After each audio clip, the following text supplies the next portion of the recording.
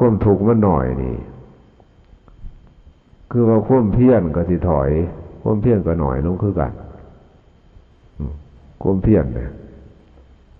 แล้วปัญญาก็สิหน่อยมีแต่แนวหน่อยๆลงไปมันผสมดุลกันฉะนั้นเฮาก็พยายาม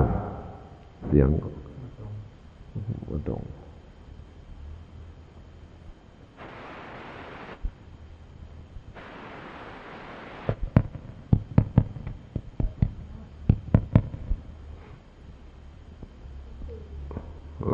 พอดีแล้วขึ้นมาพยายามหาตัวมันก่อถูกขึ้นมาก่อถูกขึ้นมาซะก่อนที่แรกก่อถูกให้เฮาคันหาเห็นตัวทุกข์แล้วมันทุกข์มาจากสาวไปหาทุกข์มันเป็นผลสาวไปหาเหตุแห่งทุกข์สาวไปหาเหตุแห่งมันสาวไปหามันหมายความว่ามีนิพพิทาในการเบื่อหน่ายร่างกายตนเองก็ผู้อื่นเมื่อสาวไปหาแล้วนะมันจะเห็นหรอกเห็นจากมันออกจากการปรุงแต่งเป็นตัวอารมณ์อยู่ในหทัยประสาทของเฮาเนี่ยให้กรรมฐานให้จำเมาให้จำเป็นบทเรียนแต่บทเรียนเอาไว้บ่มีทางอื่นทางนอกนั่นคือเป็นทางพิจารณาให้เกิดการเบื่อหน่ายเท่านั้นบ่ถึงกับที่ว่าจะให้ตัดขาดจากภพจากศาสตร์แต่ประการใดนี่ให้จำเอาไว้คันผู้ใดจำได้ก็มีความประสงค์เสียผลเสียเอาให้มันพ้นในศาสตร์นี่ว่ามันก็ย่อมได้เนาะย่อมได้ตามนิสัยบารมีอินทรีย์ของแต่ละคนที่สร้างสมอบรมมาซุมื้อล่ะปีนี้ก็หลายมื้อแล้วเขาพรรษามาเอามื้อ10มื้อไปแล้วแสดงว่าบารมีเฮาก็เพิ่มไปอย่าจะใส่ชีวิตของเฮาให้สูญเปล่าใส่ชีวิตของเฮาไปสูญเปล่าซื่อหลวงพ่อว่าคันผู้ใดจำเอาคำเทศน์ของหลวงพ่อที่ผ่านมานะบ่แต่ว่าเทศน์เฉพาะนี่จำเอาที่ผ่านมานะดิ่งใส่โลดนะสิบ่เกินวิสัยบ่เกินวิสัยแน่นอนพระบรมศาสดาของเฮาเพิ่นบอกถูกจุดเพิ่นบอกถูกจุดแล้วพ่อมครับเพิ่นมีอินทรีย์คือว่ามีสติปัญญาแก่กล้าที่สุดในยุคนั้นสู่เพิ่นบ่ได้จักคนพวกเขดินพวกลัทธิต่างๆน่ะเพิ่นกล้าท้าทายว่าสู่เพิ่นบ่ได้จักคนด้านอัตตากิลมัฏฐานุโยคเพิ่นบำเพ็ญให้เหน็ดเหนื่อยเปล่ามันสิ้นหวังมาแล้วเพิ่นเลยมาเพ่งเบิ่งกิ คิดเบิ่งใจเจ้าของจนตัดกระแสลงได้นี่ตัดกระแสลงได้ยังหลวงพ่อเว้าธรรมะคล้ายๆก็ว่าคล้ายๆก็ว่าสิให้ดับสิให้พ้นซื่อๆสิบ่มีหยังอนุภาพหยังสิผ่านสิให้ผลภายหลังแต่สิมีดอกภายหลังสิมีคันผู้ใดเฮ็ดฮอดเฮ็ดถึงนั่นน่ะเฮ็ดฮอดเฮ็ดถึงสิฮอดแน่นอนนี่ดอกในพรรษานี่เราคอยเฮ็ดไปคำว่าคอยเฮ็ดของหลวงพ่อนี่คือว่าบอกคอยซื่อๆเด้บอกคอยซื่อผู้ไปเฮ็ดน่ะผู้ไปเฮ็ดสิคอยหรือสิแห้งก็เป็นเรื่องของแต่ละคนในบาทเป็นเรื่องของแต่ละคนเป็นเรื่องของแต่ละองค์สิไปเฮ็ดส่วนผู้เขามาใหม่ก็จะฟังบ่ฮู้เรื่องคือว่ากายกับใจของเฮานี่มันเป็นของคือว่า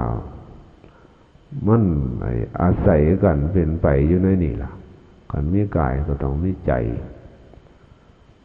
แต่ว่าวิถีที่เกิดกิเลสนั่นน่ะวิถีที่เกิดกิเลสเพิ่นว่าอวิชชาเขาปรุงแต่งอวิชชานี่เขาดลบันดาลให้เกิดเป็นปัจจัยให้เกิดเป็นสังขารเกิดเป็นความคิดขึ้นมาเขาเผาล้นชีวิตทุกรูปทุกนามให้เป็นไปตามอำนาจของมันเหมือนสีที่เขาไปย้อมจิตย้อมใจย้อมวิญญาณให้เป็นไปตามอำนาจของมันผู้ใดสิกล้าต่อต้านมันได้แน่กล้าต่อต้านมันได้ผู้ใดที่มีความกล้าหาญชาญชัยไม่ยิ่งก็ได้ผู้ชายก็ได้ฝ่ายมันพระจิตหรือผูกไม่ออกบอกให้เทศได้หมดความกล้าหาญหลวงพ่อว่าอยากหาโคมในการเว้าบ่อยากหาโคมในการเว้าคือว่าบ่อยากให้บ่อยากบังคับคือเกินใส่ลีลาโวหารว่าบังคับเฮ็ดสันนิสี่ได้เท่านั้นชั่วโมงเท่านี้ชั่วโมงมันสิเป็นการว่าบังคับกันเป็นการบังคับกันโดยที่ว่าเจ้าตัวน่ะบ่ดิ้นรนบ่สมัครใจก็เลยสิบ่ได้เกิดอีหยังขึ้นมาคันได้ยินแล้วคันได้ฟังแล้วเกิดศรัทธาประสาทความเลื่อมใสความเชื่อมั่นต่อพุทธคำสอนของพระองค์นี่เป็นเรื่องหนึ่งสำหรับหลวงพ่อแล้วนะว่าต้องเปรียบกันหนอกว่าต้องเปรียบหลวงพ่อเป็นคนมีทุกข์หลายว่าต้องเปรียบกันหลวงพ่อบ่จะเอาเล่าประวัติของหลวงพ่อแท้จริงก็หลายวรรคหลายตอนจนจำว่าใดหลังหม่องหลังเถื่อนะกิเลสมันเผาล้นหลายก็ใส่ปัญญาหลายใส่ความเพียรหลายเขาต่อสู้กันหาวิธีทางเอาจนได้หาวิธีเอาจนได้วิธีต่างๆถูกสำนักอย่างหลวงพ่อเคยบอกมานั่นถูกต้องของล่ำคือกันอยู่ถูกอยู่ดอกทั้งถูกแล้วนะแต่ว่ามันถูกเพราะฉาบฉวยถ้าเมืองสูงนั่นน่ะอันเมืองต่ำเนี่ยมันก็ถูกอยู่ดอกเมืองต่ำกำหนดพุทโธหรือเกิดหรืออาการ32เรานี่เขาก็เฮ็ดได้สุคนโยมก็เฮ็ดได้พระก็เฮ็ดได้พระก็เฮ็ดได้แต่ว่ามันลายไปผลสุดท้ายมันลายไปจนฮอดถ้ำเบื้องปลายก็หาแจมสารบ่ได้ในยุคปัจจุบันเนี่ยถึงหลวงพ่อสิบอกสำใดออกไปเทศน์ไปถ้ำก็คือว่าหาผู้มีความสนใจได้หน่อยอย่าลืมนะอย่าลืมว่าถึงหลวงพ่อเมื่อยสำใดนะเมื่อยสำใดเดี๋ยวก็เมื่อยอยู่ก่อนขึ้นเทศน์เมื่อยกันจะให้หลวงพ่อใส่ว่าทาลิลาโวหารนะอีหล่อแล้วนะฟีติถ้ำสิเขาซอยสิมีความคือว่ามีปีติ ในถ้ำแต่ว่าบ่สามารถที่กี้จุดว่าผู้ใดเป็นจะได้เพราะว่าหลวงพ่อบ่ได้เป็นสัพพัญญูนี่ก็ขอให้เข้าใจว่าเอามาอยู่รวมกันปีนี้บ่ไฟพอออกไม่ออกหรือไฟมันบ่คิดก็พยายามให้มันกลมเกี่ยวกันอย่างหลวงพ่อบอกว่ามุ่งหมายอาจจะผิดกันนี่นะคือว่าผิดกันหลายประการตามหลวงพ่อสังเกตเบิ่งผิดกันหลายประการนั่นแหละคือว่าโดยตรงว่าอาจจะย่อหย่อนไปอยู่เพราะว่าถือดอกว่ามันแต่เริ่มแรกเนาะให้ผ่านไปเดือนหนึ่งซะก่อนพยายามผ่านไปเดือนหนึ่งซะก่อนว่าสี่มีวิธีการบังคับเจ้าของซำใดบังคับเจ้าของเลยซำใดบังคับแต่ละคนบังคับคือบังคับผู้เจ้าเองเนี่ยบังคับเจ้าของเลยซำใด สำหรับผู้มีกิจการงานในคนกูกินกับพวกผิดคือกันวิธีสิได้มันบ่ยากดอกคันเฮาสนใจอย่าไปย่านว่าสิบ่ถึงอย่าไปย่านแน่นอนที่สุดแน่นอนคันผู้ใดสนใจเว้นเสียแต่ว่าสิมีวิบากกรรมอย่างใดอย่างหนึ่งหรือว่ากล่าวจ่วงจาบขออภัยครูบาอาจารย์ทำนองนี้เกินไปมันก็อาจสิทำให้พระธรรมนี่เข้าบ่ถึงจิตถึงใจก็ได้คือว่าบ่สามารถสิลดทิฏฐิมานะลงมาใส่ธรรมะคำสอนของพระองค์ให้ได้โดยอ่อนน้อมถ่อมตนอย่างทำนองนี้จังว่าหลวงพ่อก็แน่มองอยู่บางที่ก็สมเพศเวทนาคือ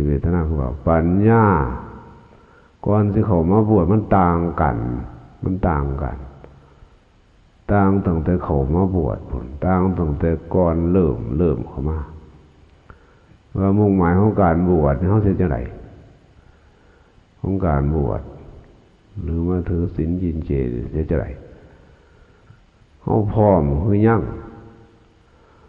ตัดสินใจว่าสิตายเอาไปตายเอาดาบหน้าคือยังคันบ่ได้พุทธคำสอนของพระองค์เป็นสิ่งดับทุกข์ได้สิถอยหลังบ่เขาสิไปหนาเลยเขาสิเอาตายดาบหน้าคันหวังว่ามีความมั่นใจถึงขนาดนั้นต้องแน่นอนตัดภพตัดชาติได้แน่นอนจังได๋ก็หนีบ่พ้นนั่นน่ะหลวงพ่อสิพยายามไปให้ผ่านไปซะก่อนสิพยายามจี้จุดให้ฟังอีกประการหนึ่งก็ให้ฟังเทปไปวิธีปฏิบัติของหลวงพ่อวิธีปฏิบัติของหลวงพ่อหลวงอุดร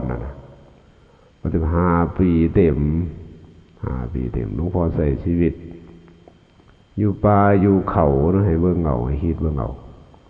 5 ปีเต็มปิดเป็นความลับไว้ขออภัยก็สิพยายามอีกครั้งหนึ่งอยากให้ได้ญาณคือตาทิพย์ฝ่ายสมถะไปซอยสู้ไว้ซะก่อนซอยสู้เพื่อเฮาสิเดินทางขึ้นไปสู่ถ้ำเบื้องสูงตัดกระแสภพกระแสศาสตร์ใดนะให้เฮามีตาทิพย์ให้มีญาณทิพย์หรือว่าญาณทิพย์ของฝ่ายสมถะใจสงบมีใจเป็นเอกคตาโลภมีสมาธิพร้อมทั้งมีตาทิพย์คำว่าตาทิพย์ในที่นี้หมายถึงว่ามองเห็นร่างกายของตนเองแล้วผู้อื่นนี่เป็นของโสโครกในทวารทั้งเก้ามีหู2 ตา2 จมูก2 ปากทวารหนักทวารออกมันไหลออกเยื่อออก แต่สิ่งโสโครกสิ่งปฏิกูล อีกประการหนึ่งก็สิย้ำไว้จักหน่อยสิเดบาทย้ำไว้จักหน่อยฟังเอาให้ถือว่าหลวงพ่อสอนนี่บ่ได้สอนคนใดบ่ได้สอนคนสอนธาตุขันธาตุขันอันสมมุติว่าคนซื่อๆอันสมมุติว่าคนดินน้ำไฟลมผสมกันเขากันไผเฮ็ดได้ก็สิทวนให้ฟังว่าเด้อเขาเริ่มเขาเด้คือว่าก็เว้าในท่านก็มันคิดก็มันใจมาหลายแล้วก็จะเริ่มเขาคันไผเฮ็ดได้นะไผเฮ็ดได้ก็สิเกิดอานิสงส์เกิดผลอยู่ในหันในชีวิตของหลวงพ่อ5 ปีเต็มเว้นแต่ย่ามสันเข่าหรือโยตัวหนาคนเนี่ยฟังเอาตัวหนาคนอยู่ตัวหนาคนตัวหนาพอออกไม่ออกมันก็สามารถให้ได้เนาะมันก็มีความสงบเสงี่ยมแบบสมณะแต่หลวงพ่อก็เป็นคนมาลงโคเคนอยู่ดอกคุณแม่นะแต่ว่าก็มีความหลายอยู่การผายล้มเธอใดนั่นน่ะชีวิตของหลวงพ่อ5 ปีเต็มไม่เคยผ่านเอามือแต่เบื้องมันฟูออกมาแต่ละครั้งเฮ็ดไปเฮ็ดมาโลดไปแนมเบิ่งผู้สาวงามปานหินแตงกระสังว้ายมันก็สิมักมองไหนมันน้อลุยไปน้ำกันหมดล่ะแต่ปานนั้นน้องเธอก็บ่ฟังบ่เด้ปานน้องเธอบ่ฟังเพิ่นกิเลสตัวเด้เพิ่นกิเลสเพิ่นความคิดนี่เพิ่นก็บ่ฟัง บ่ฟังก็ต่อสู้กันอย่างใหญ่แหละมึงบ่ฟังว่ะต่อสู้กันอย่างใหญ่นั่นเฮ็ดฝาดนั่นเฮ็ดเทศเอาเพ่งในท้องอยู่ของนี่คือเพิ่นว่าขาง้อขาก้อยเป็นกองกระดูกกองน้ำเลือดน้ำน้องน้ำเหนียวเต็มท้องพิจารณาเป็นอย่างหลวงพ่อจึงเฮ็ดว่านั้นทุกข์ก็ทุกข์เวลาปฏิบัตินั่นน่ะใช้เวลาอยู่เขาส่องลมหลวงพ่อจำได้อยู่ประมาณ2 ชั่วโมงเตะผมคนเล็บฝนังก็ผมก็ถามไปตลอดลุงเธอก็โลกออกมาเบิ่งผมแกเป็นอะไรแกเป็นของใครยังหลวงพ่อเทศไปนะว่าพระฮอดถามมันคงคิดถามเบิ่งความคิดแกเป็นใครแกเป็นของใครมันมีตัวมีตนหลวงพ่อถามไปเมื่อทุกสิ่งทุกอย่างมันไม่มีคำตอบหลอดออกมาอย่างก็ได้มีตั้งแต่มันเป็นบ้าคิดเอาเองเป็นบ้าบังคับบัญชาบังคับมันบ่อยู่ใช่ไหมก็บ่อยู่บ่มีโอกาสที่อยู่บังคับความคิดเวลาเพ่งอยู่น่ะเวลาเพ่งอยู่เนาะเวลาเพ่งอยู่นั่นน่ะเรื่องเธอมันขึ้นหอดผู้สาวดิเนาะโอ้ข้าก็รู้เนาะขึ้นหอดก็ขึ้นหอดอะไรผู้สาวไอ้บ้านั่นแหละก็บ่ได้มากเป็นตัวนี่อย่างดอกเห็นเขาผู้งามนะครับผู้งานก็ได้เนาะจิตตวัฏไปเรื่องของบาปกิเลสเศร้าหาอสุภกรรมฐานนั้นขี้ได้ไล่อันโสโครกบ่มีเด้ยังงามอยู่ว่าเขาท่าเนี่ยเขาท่ากิเลสมันเผาล้นคักกว่านั้นนี่หลวงพ่อเทศยิ้มแย้มแจ่มใสแต่เวลาปฏิบัติของหลวงพ่อเราไม่ได้เศร้าหมอง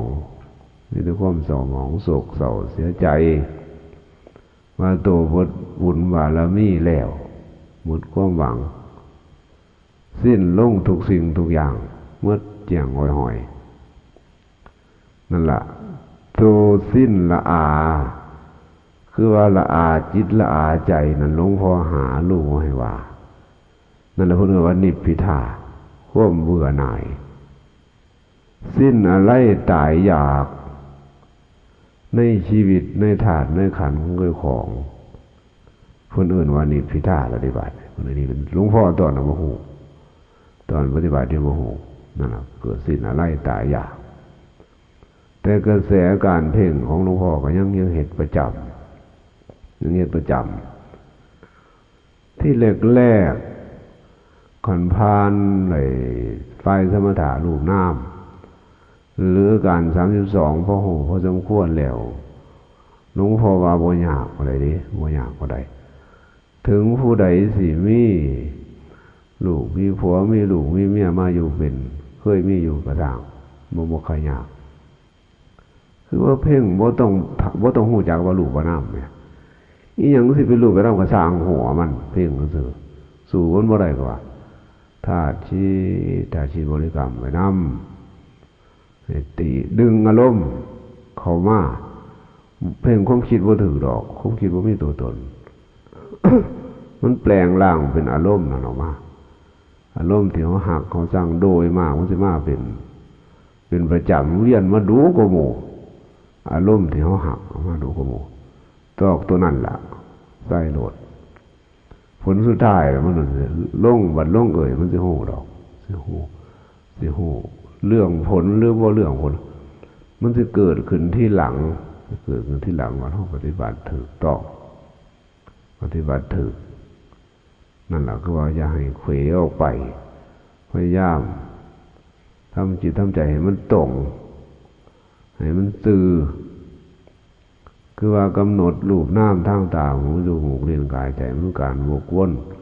เป็นสะพานเป็นสายใยทอดพานเขามาหาไถ่ประสาทขันผู้ใดเห็นได้คือหลวงพ่อว่านั้นถึงบ่ท่านได้ถึงดับทุกข์ทีเดียวก็เบาบางลงไปนี่ก็เบาบางหู้เท่าท่านมันต่อหู้เท่าท่านไว้ทุกคนมันก็ดีเท่านั้นตัวมันก็ดีหู้เท่าท่านไว้ฉะนั้นหลักการอธิบายธรรมะเพื่อที่เขาไปตัดกระแสท่วนกระแสนี่มันก็ใส่ข้าล่มคมค่ายหรือว่ายกแม่น้ำทั้งหานะว่าทั้งสิมาประกอบในวิธีการเหตุนั้นมันก็บ่มีหลายอีหยังแต่ว่ามันเป็นของเหตุอย่างจังหน่อยเป็นของอย่างบ่อย่างน้อยอย่างอีหลีนั่นล่ะแต่หลวงพ่อสังเกตเบิ่งวิธีการปฏิบัติของหลวงพ่อนั้นสังเกตเบิ่งจังว่ากล่าวมาสอนสังเกตเบิ่งตอนที่เฮาเพ่งเขาก็ขาดกันบ่ใครได้ผลบ่ได้แต่ว่าก็สิได้ผลอยู่ในหันล่ะได้ผลอยู่ในหันคือว่ามันแก่กล้าโหดบางครั้งบางขณะสิเต็กเอาก็ขาดกันนะบันเทื่อสิได้มันก็สิคือว่ามันคล้ายๆมันสิเผลออีหยังทำนองนี่ล่ะมันก็สิพุ่งเข้ามาตัดให้เบิ่งดอกกัดสะบัดคันหันแหลกออกมา อีกประการหนึ่งจิตใจของคนเฮานั่นน่ะบ่ว่าพระเน้นเถรชี้หลวงพ่อเคยปฏิญาณตนตั้งแต่ก่อนบวชใจใหญ่สำเร็จเพิ่นนี่บ่คือหมู่ซะเด้สิบ่คือหอดหัวมาละสำลูกสำมืออันนี้พอซะเด้ตัดขาดเบิดอ้อยจ่อยความจริงนั่นตัดขาดแต่ว่าจ่าซื่อๆเด้ใจก็ขาดอยู่พวกแม่นน่ะใจก็ขาดอยู่แต่บัดออกไปอีหลีแล้วเพิ่นว่าแม่นสิได้บาดเพิ่นจะนำไปเผาล้นอยู่เพราะความเคยอยู่ร่วมกันนั่นน่ะมาหลายฝ่าหลายปีนั่นน่ะความผูกพันมันยังมีอยู่หลวงพ่อกล้าเทศน์ความจริงกล้าบอกความจริงครั้งนึงก็ยังว่ามายามบ้านการมายามบ้านของหลวงพ่อคือใบสุทธิเสียญาติพี่น้องก็บ่ฮู้มายามคืนตื่นเช้านี้เด้อบ่ทันมีกำแพงหัววัดเนี่ยเห็นเมียเก่าของเกี่ยวของกำลังควงแฟนอยู่เขาเรียกเอากันคือว่าเอากันก็บ่ฮู้ละตอนนั้นก็ได้วันฟ้ากับดินพากันว่ะจิตใจนี่ว่าหลุดไปหมดเสียงก็ได้นั่นเห็นบอกแต่ว่าส่วนลึกๆของหัวใจส่วนลึกๆมันฝังไว้นั่นมีอยู่แต่มันเป็นอย่างวันไหวมันวันไหวถึงขนาดนั้นมันหมายก็ว่าคล้ายๆกับ อะไรเอาคนเสียดายอยู่อย่างตำนองเนี่ยมันมีอยู่แต่ว่าความตั้งใจจริงมันก็เป็นอีกส่วนหนึ่งมันยังมีอยู่นี่จะพยานสิ่งมูนี่นั่นแหละพูดว่า ตัวนั่นแหละเป็นอธิบดีอารมณ์ความจริงแล้วพระบรมศาสดาของเฮานั่นเพิ่นบวชไป6 ปีเต็มนั่นนะตอนเพิ่นตรัสรู้เพิ่นกล่าวถึงพระยามานเขามาผจญนั่นนะความจริงแล้วการแต่งหนังสือของหลวงพ่ออย่างหลวงปู่มหาสมุทรว่าสิแต่งให้ตามเป็นไปตามความเป็นจริงแต่ว่าก็ถอยออกมา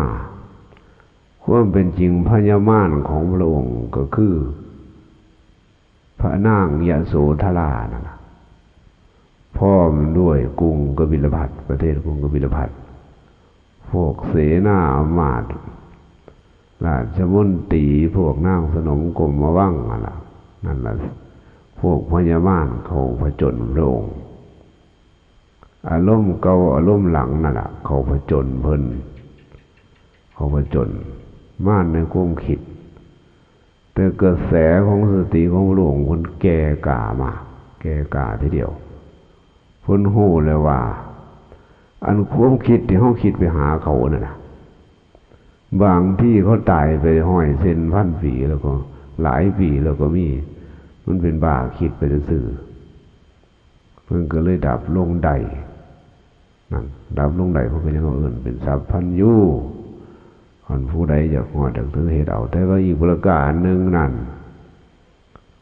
ดับลงซื่อๆก็คือเนี่ยเฮ้ยก็คือในนอกหลวงพ่อก็บ่ฮู้ดอกตะกี้บ่ฮู้ว่าธรรมะของพระองค์สิเป็นจังซี่สิเป็นจังซี่เห็นเขาจบประโยคเก่าประโยคแบบอย่างเราเนี่ย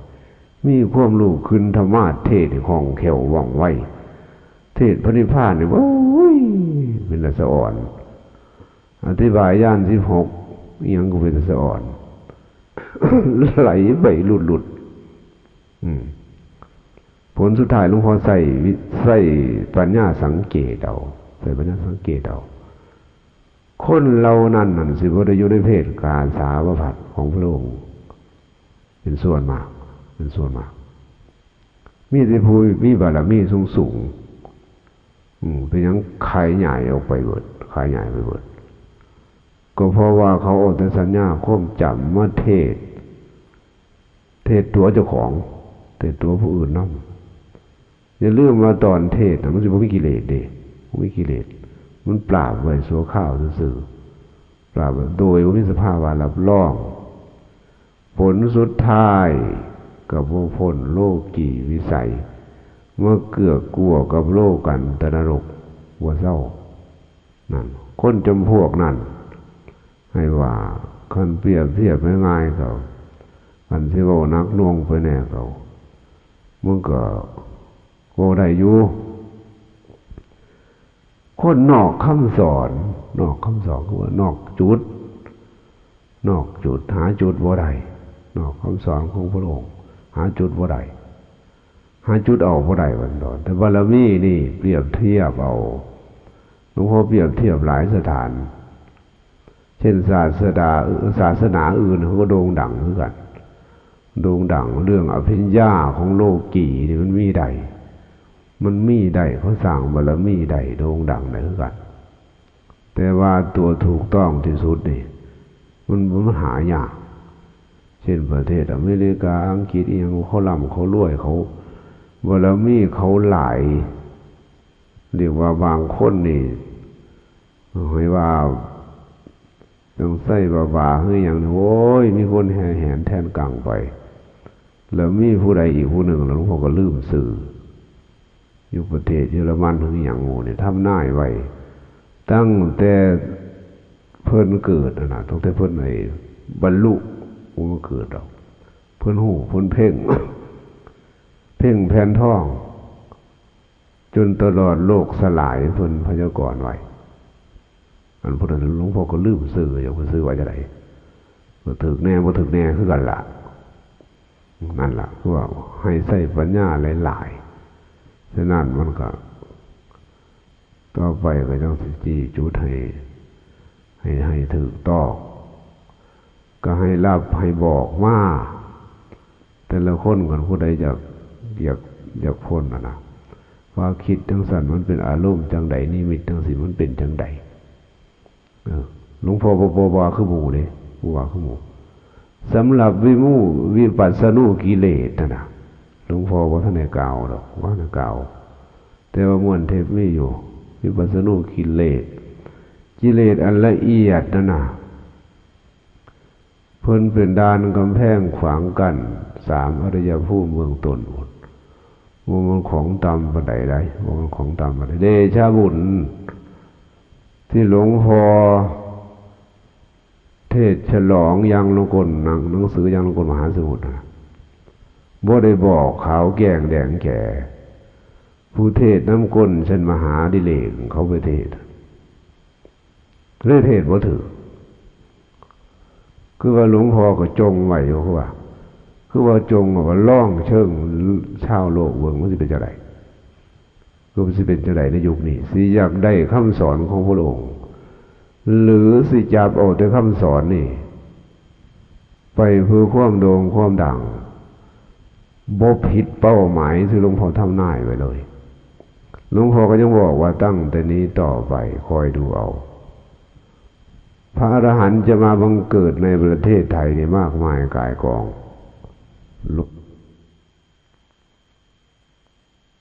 จะไปเทศเอาโลดนะจะไปเทศเอาโลด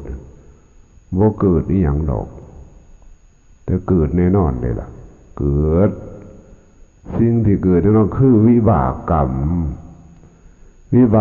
ต้องเกิดแน่นอนพวกมูนี่เหยียดหยามประนามผู้เพิ่นบ่เบียดเบียนโทษสิได้ถึงอนัมพทันตาก็ได้บางโทษท่านสิได้ถึงอนัมพทันตาก็ได้หลวงพ่อกล้าพยากรณ์แล้วเรื่องหลายเรื่องแต่หลวงพ่อยังว่าก็สิ่งมูนี่ล่ะมันเป็นสิ่งเล็กๆน้อยๆแต่ว่าหลวงพ่อใส่ว่าเป็นสิ่งเล็กๆน้อยๆซื่อเด้แต่ว่าแล้วแต่น้ำหนักผู้ใดสิจ้วงจาบนักเบาซ้ำใดหลวงพ่อก็บ่ได้อวดเรื่องเอาตัวคันจ้วงจาบในกิริยามารยาทหนักหน่วงคล้ายๆเอาตีนมาเหยียบหน้าคล้ายสมมุติคล้ายเอาตีนมาเหยียบหน้าด้วยสิแต่หลวงพ่อบ่ถือโทษโกรธเครื่องอะย่ำว่าท่านตาสิเห็นไว้พวกนี้เห็นไว้ที่สุดแล้วก็ทิฏฐิมานะตัวนี้จังว่าหลวงพ่อจึงสมเพศเวทนาฉะนั้นสิ่งที่บ่ดีบ่งามหลายบ่แม่นวัดบ่สร้างผิดของเฮาดิมองอื่นบ่ดอกว่าแต่ว่านั่นล่ะหลวงพ่อเลยถอยใจในการแสดงธรรมในโลกยุคปัจจุบันนี้แต่ว่าก็จะสงเคราะห์ วัดบ่สร้างพระอินทร์ของเฮาปีนี้ให้พอสมควรก่อนสิอำลาพระจากออกพรรษาลาพระเจ้าหรือว่าสิอยู่ต่อไปมันก็เป็นอีกเรื่องของอนาคตก็ขอให้พยายามตั้งจิตตั้งใจอย่าสิเข้าใจว่าเจ้าของบ่มีบารมีบ่มีปัญญาเขามีปัญญาอันตัวก็จังได้มาบวชเนาะปัญญาเนี่ยมันก็จะคอยคืบคลานเข้ามาดอกเรื่องปึกเรื่องสู่หลวงพ่อบ่ได้ดอกเรื่องปึกเรื่องหนาน่ะสู่หลวงพ่อบ่ได้จังคนท่องนะโมอยู่ตั้งเริ่มท่องตั้งแต่หัวค่ำจนฮอดตี 2ยังบ่ทันได้อยู่นะโม3จบนะนะโมตัสสะภะคะวะโตอะระหะโตสัมมาสัมพุทธัสสะนะยังบ่ทันได้อยู่ด้วยความขยันความบากบันนั่นน่ะมันสิได้เองเนี่ยบ่มีความขนขวายคือว่ายังติดอยู่ในรูปเสียงกลิ่นรสโผฏฐัพพะธรรมารมณ์ของเกี่ยวของมั่งของผู้อื่นมั่ง เห็นเขางามเห็นเจ้าของงามแท้จริงแล้วน่ะมันบ่มีอีหยังงามบ่มีอีหยังงามจักหน่อยเป็นห่วงเขานั่นน่ะเป็นห่วงเขาจักเขาเป็นห่วงตัวคือบ่เป็นห่วงนั่นมันเป็นอันสั่งคือว่าความคิดของคนเฮาน่ะความคิดของคนเฮาน่ะมันเป็นห่วงแต่ผู้อื่นเป็นส่วนมากเป็นห่วงนั่นห่วงนี่ห่วงสมบัติพันสถานห่วงทุกสิ่งทุกอย่างห่วงทุกสิ่งทุกอย่างโดยเฉพาะอย่างยิ่งโตขอใหญ่ใจคว่ำคนที่ตายอยู่ในโลกกันตนรกคือโลกอันเป็นมอนะหกหลวงพ่อเอิ้นโลกกันตนรกนี่แหละคือตัวกามราคะคือตัวตัณหาความทะเยอทะยานอยากนั่นแหละพวกมันก็ตัดไว้อย่างนั้นคือกันความอยากคันเมื่อใดนั่นน่ะขนาดหลวงพ่อเฒ่าๆน่ะบวชก็อายุ40ปลายแล้ว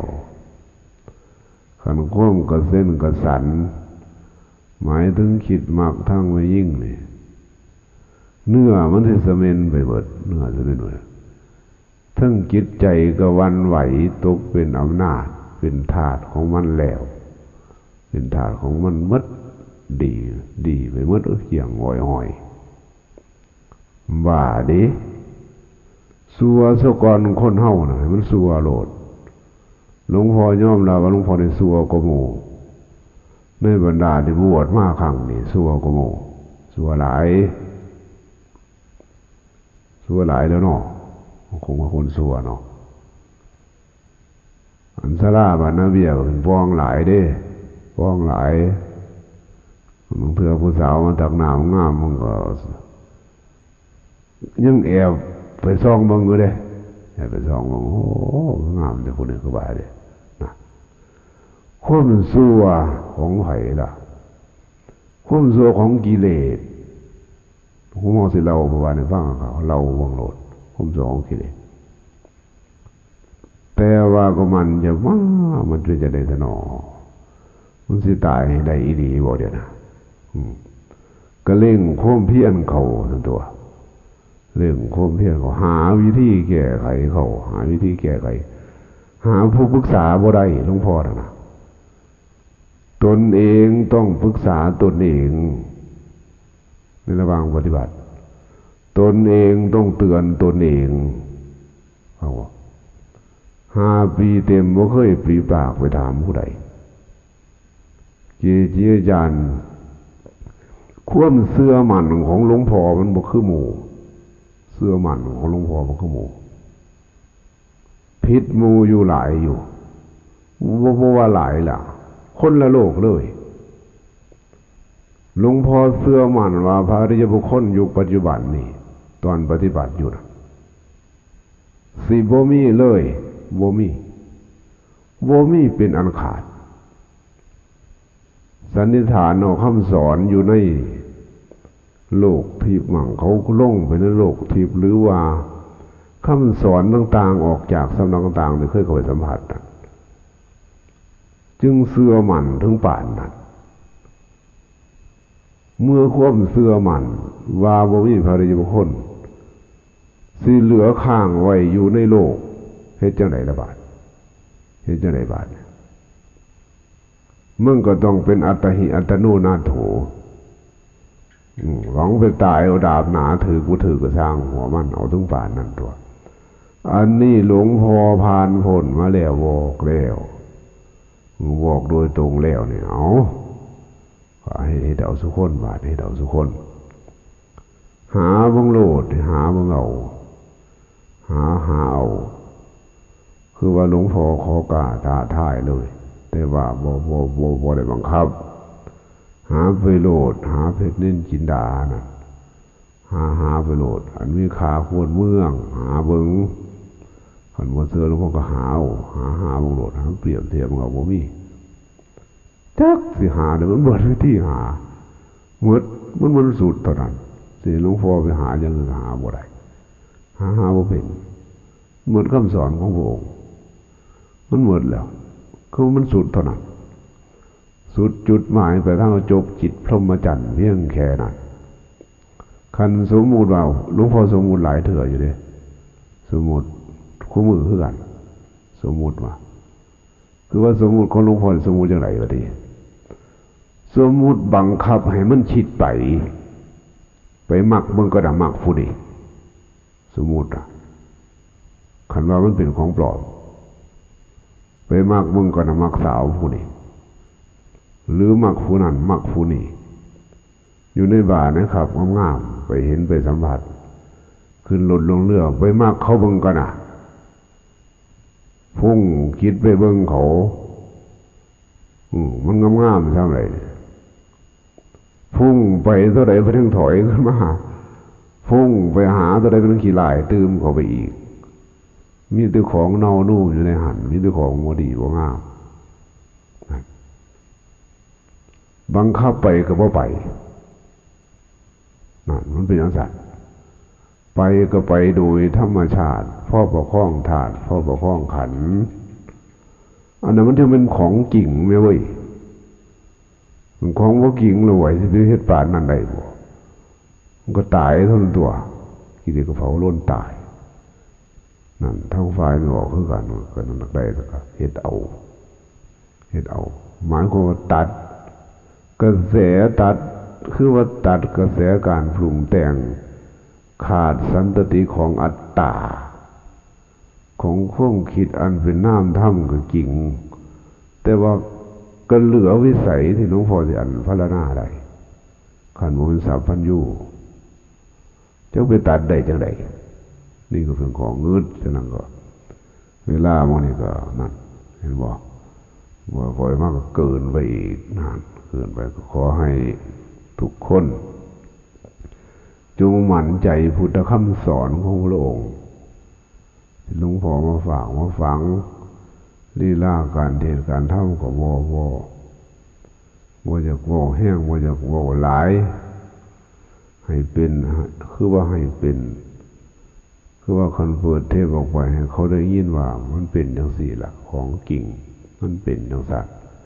มีสภาวะรับรองอีกซ้ำมีสภาวะรับรองอีกซ้ำคันเมื่อเฮาอยากพูดถึงแล้วเลยคันเมื่อเพิ่นอยากเสวยในวิมุตติสุขของเพิ่นก็บ่ยากมันก็บ่ยากพอดีบ่ยากคือผู้บ่ทันถึง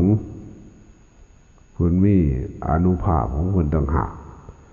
เป็นของง่ายบัดที่เป็นของง่ายเป็นของง่ายสำหรับเพิ่นผู้บ่ทันถึงนี่ยากแล้วเนาะยากจิตใจมันก็อยู่มุ่งมาหลายอย่างบ่เห็นเงินคือไหมในมุงคือไหมในมุงยุ่งแล้วบ่เห็นเงินคือว่านั่นล่ะ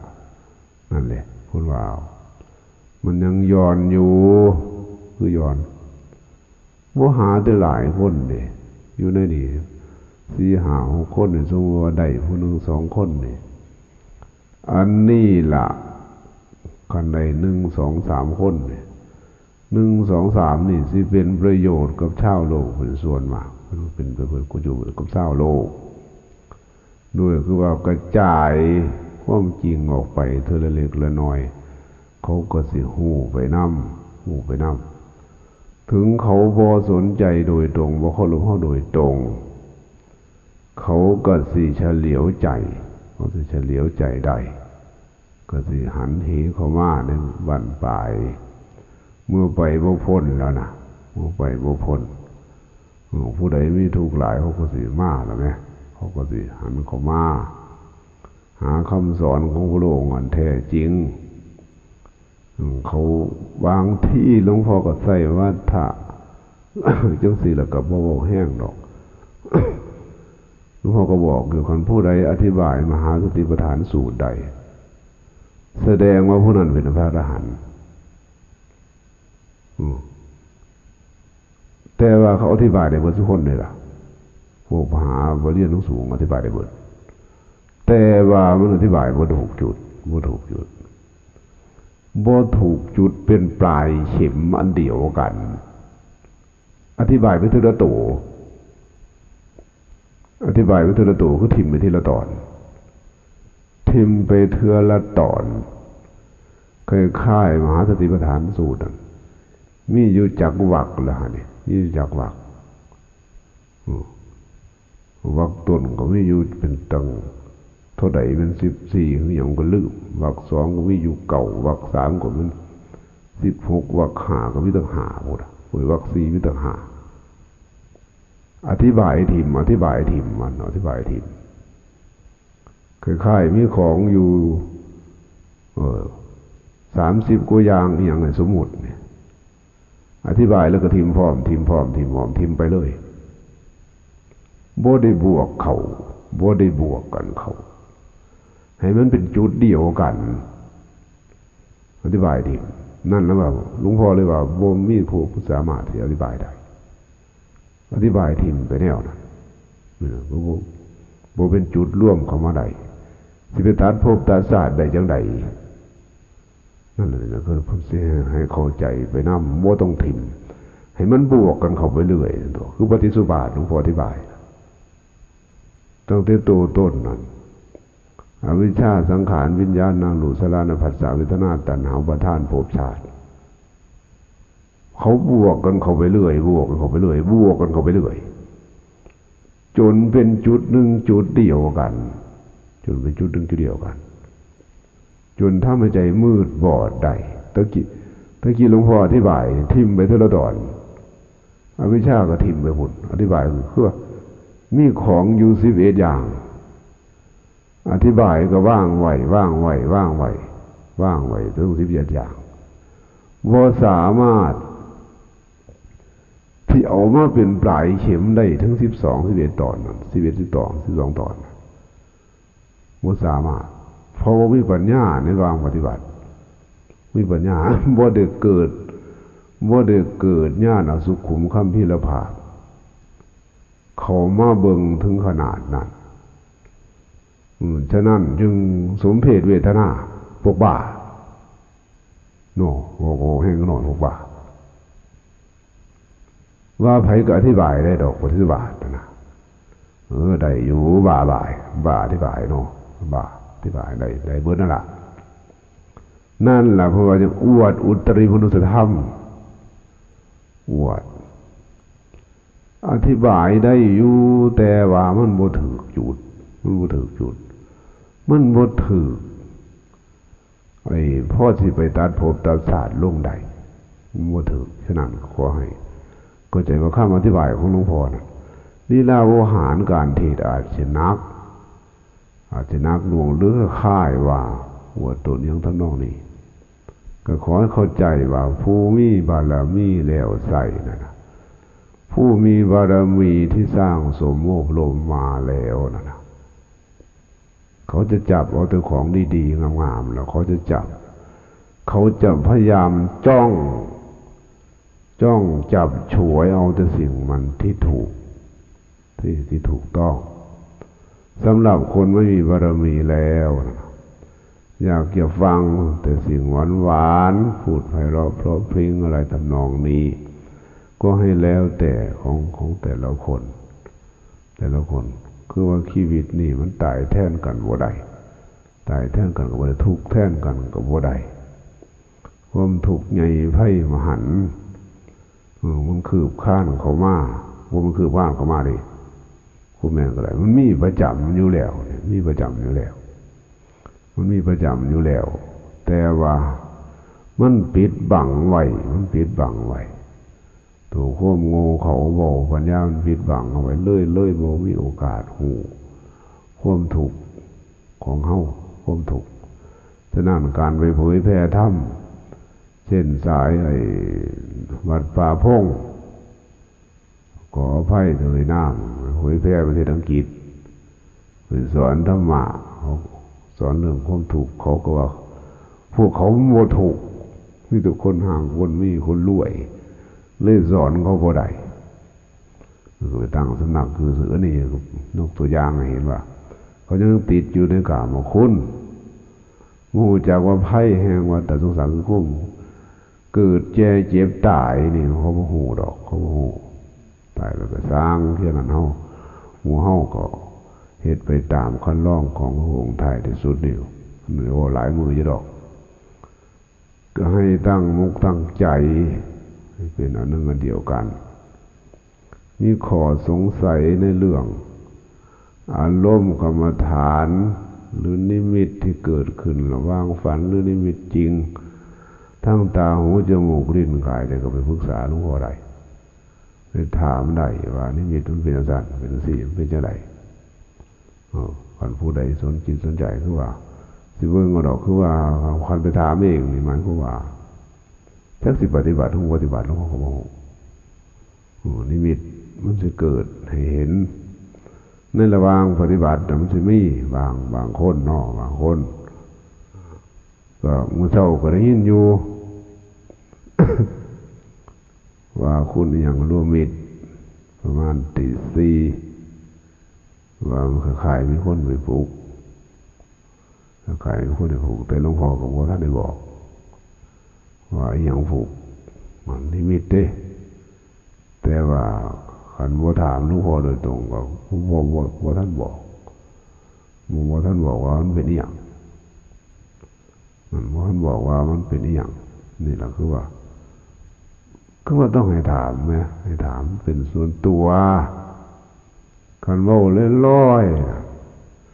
คันเว้าลอยๆให้หลวงพ่อบอกนั่นมันก็คล้ายดีกว่าอันนี้มิตเกิดขึ้นกับเจ้าของแล้วหลวงพ่อก็บอกว่าให้มาถามคันเว้าในกลางวงลอยๆว่าเห็นคุณร่วมมิตรละว่ามีคนที่ผูกกับทางศีลหลวงพ่อฮู้แล้วว่าอีหยังเป็นอีหยังแต่ว่าให้ถามได้ไหมให้ถามไปก็ได้ให้ถามบางไหนหลวงพ่อนี่มีเป็นสิ่งมันเป็นอีหยังให้ถามหลวงพ่อก็จะแก้ให้ถูกได้นี่มันก็ยังสิถูกตัวอันนี้หมายความว่าโอ้ไปลอยๆซื่อๆโอ้ไปลอยซื่อว่ามั่นใจว่าหลวงพ่อนี่สิแก้นิมิตหรือให้อารมณ์ใดอย่างทำนองนี้ก็หลวงพ่อก็บ่โทษทั้งป่านนั่นดอกก็อาจจะเป็นก้มพลังเผลอหรือว่าบ่สนจิตสนใจอย่างทำนองนี้ล่ะก็แต่นี่ต่อไปก็คันไผเกิดนิมิตขึ้นมากให้ถามว่าหลวงพ่อจะมีวิธีการอีหยังแน่วิธีการของหลวงพ่อมีหลายอย่างอยู่แต่ว่าขอฝากไว้ครั้งสุดท้ายนี่คือนี่ฉะนั้นก็ขอให้ทุกคนนิมิตนี่สิซอยเหลือได้อยู่บางนิมิตหลวงพ่อก็สิบอกภายหลัง นั่นก็ขอจบบรรยายเพียงแค่นี้ก็ดึกดื่นเกินเวลาพอสมควรต่อไปในวีคต้นก็สิพยายามทำความเข้าใจซะก่อนทำความเข้าใจหลายอย่างหลายประการซะก่อนเพราะว่าย่านหลงไปในแถวทางที่บ่ดีนั่นในทางที่บ่ดีบ่งามฉะนั้นขอให้ทุกท่านจงประสบแต่ความสุขความเจริญในชีวิตในการปฏิบัติธรรมขอให้ราบรื่นทุกท่านเถิด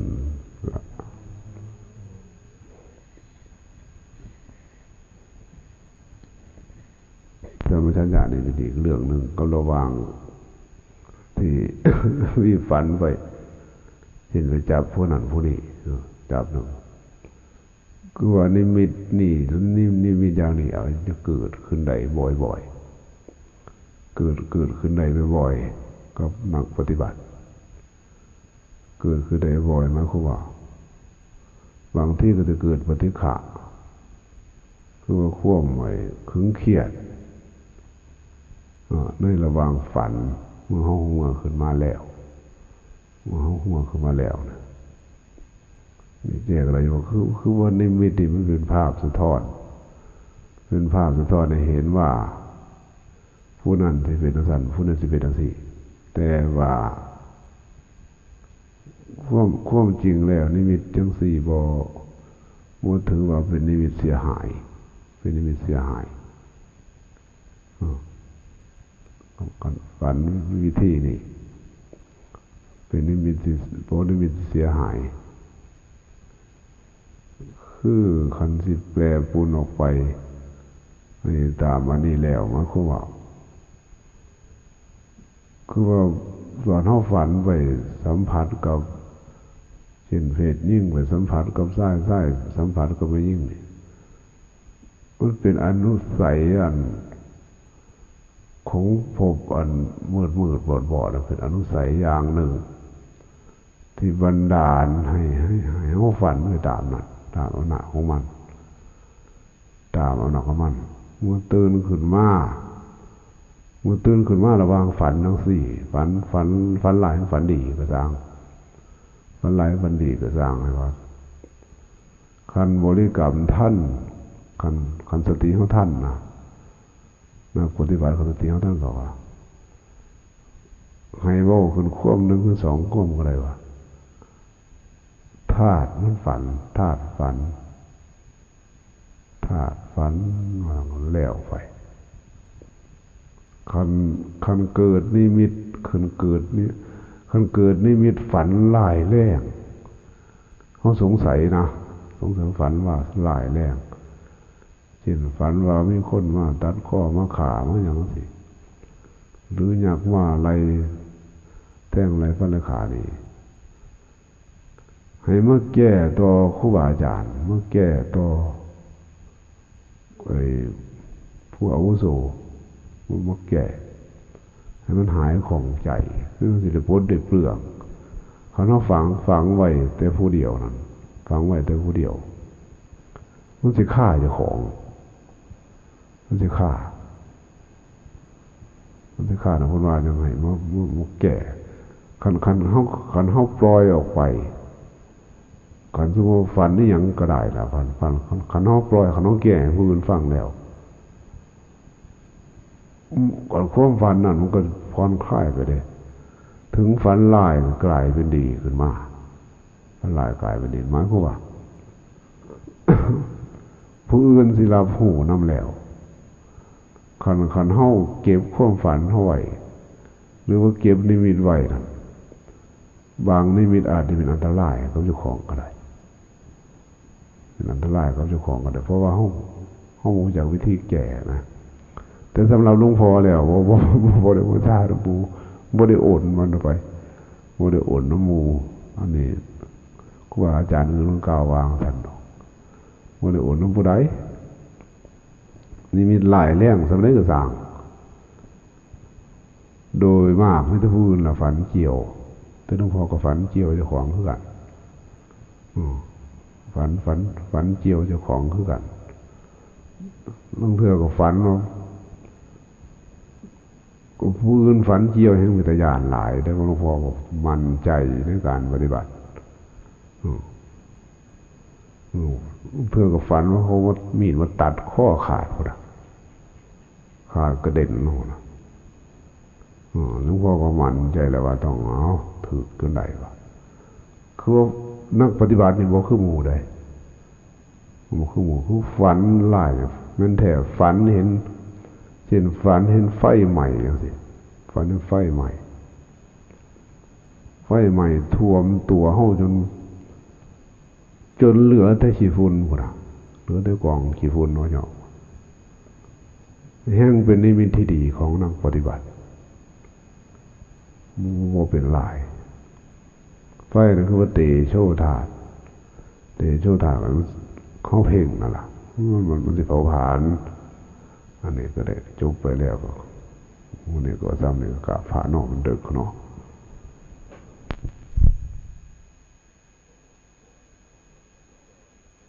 บวชแล้วก็ปล่อยบ่มีคำสอนที่แท้จริงเพื่อรักษาจันลงมรรคผลนิพพานไว้เลยฉะนั้นอันนี้ก็บ่เป็นหยังดอกก็รักษาไว้ใน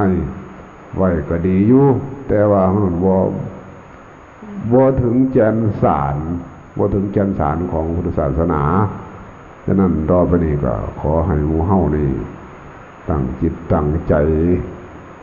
ประพฤติปฏิบัติไปตามอินทรีย์ของเจ้าของอะล่ะบางที่เฮาเข้าใจผิดเนาะเฮาเข้าใจผิดว่าเฮาสิเฮ็ดได้หน่อย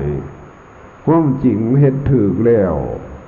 มันอาจจะเป็นหลายอยู่ในตัวก็ได้อาจจะเป็นหลายในตัวก็ได้อันนี้ก็ขอให้เข้าใจว่าสิ่งที่เฮาเฮ็ดนั่นล่ะเฮ็ดหน่อยอาจจะเป็นเฮ็ดหลายคือว่าที่เฮ็ดถูกต้องเฮ็ดมือเล็กมือน้อยล่ะมันก็สิไหลไปเอง โดยธรรมชาติอันเฮาสร้างสมสู่มือนี่แหละเฮาสร้างสมสู่มือนี่เฮานั่งฟังเทศน์ฟังธรรมสู่มือนี่เฮาสร้างสมสู่มือมันก็สิได้เกิดปัญญาไปดับทุกข์ดับเข็ญในด้านจิตด้านใจของเฮาได้สันสนอกได้ในที่สุดถึงสิเกิดมาจากคนละหมู่บ้านคนละตำบลคนละอำเภอก็ถือว่าเฮามานุ่งห่มผ้ากาสาวพัดของพระองค์นั่นน่ะ ก็ถือว่าเฮามาศึกษาเขามาศึกษาให้สูงกว่าให้สูงกว่าเก่าให้สูงกว่าเก่าอันเนาะทั้งฝ่ายไม่ออกคือกันมาฟังมาหลับมาจำศีลถึงว่าท่านได้สำเร็จมรรคผลสักไหนมันก็จะสูงขึ้นกว่าเก่าแท้ที่จริงสิ่งเฮาได้นั่นสิ่งเฮาได้สิ่งที่เฮาได้โดยบ่ฮู้เลยได้โดยบ่ฮู้ได้โดยบ่ฮู้ตัวแท้ๆได้อยู่แต่ว่าเฮาบ่ฮู้คือว่าได้ความสงบจิตสงบใจบารมีเฮาได้เฮาก็ได้ไปนำอยู่แต่ว่าเฮาบ่ฮู้สมัยหลวงพ่อปฏิบัติหลวงพ่อก็บ่ฮู้เด้บ่ฮู้ปฏิบัติไปตัวใดทุกไปตลอดถึง5 ปีเต็มที่แรกตัวใดน่ะคือตัวอย่างอ่ะคือตัวทุกข์นั่นแหละตัวใดปฏิบัติหาถูกเนาะตัวใดคือตัวทุกข์ ทุกข์นักเข่าทุกข์นักผลสุดท้ายตัวใดนักเข่าไอ้ตัวทุกข์นี่ก็ได้ให้เผาล้นเขานั่นแหละตัวใดความถูกคือเห็นทุกข์แล้วมันสิเข้าหาอริยสัจสิดับทุกข์ให้เบิ่งนั้นตัวใดตัวเห็นตัวใดนั่นล่ะเมื่อดับขาดสันติลงโดยอนุภาพการเพ่งนี่แหละตัวเด็ดขาดเฮาใดคันผู้ใดยังเพลินอยู่นั่นเพลินว่าหูจักถูกบารมีก็สิหน่อยเด้อบารมีก็สิว่าท่านหลายคันผู้ใดเห็นทุกข์หลายเท่าไหร่ในการปฏิบัติธรรมในการบวชท่านผู้ใดเห็นทุกข์หลายเท่าไหร่บารมีแห่งสิหลายนะพยายามดิ้นรนหาโดยว่าแสดงออกกระทบกระเทือนผู้อื่นนั่นนี่แหละตัวทุกข์เป็นปัจจัยพาให้ผลทุกข์หลวงพ่อก็ยังบอกไว้อยู่เลยอย่าพาทุกข์บุกหลงทางห่างพระธรรมจงเพ่งสับดับใจ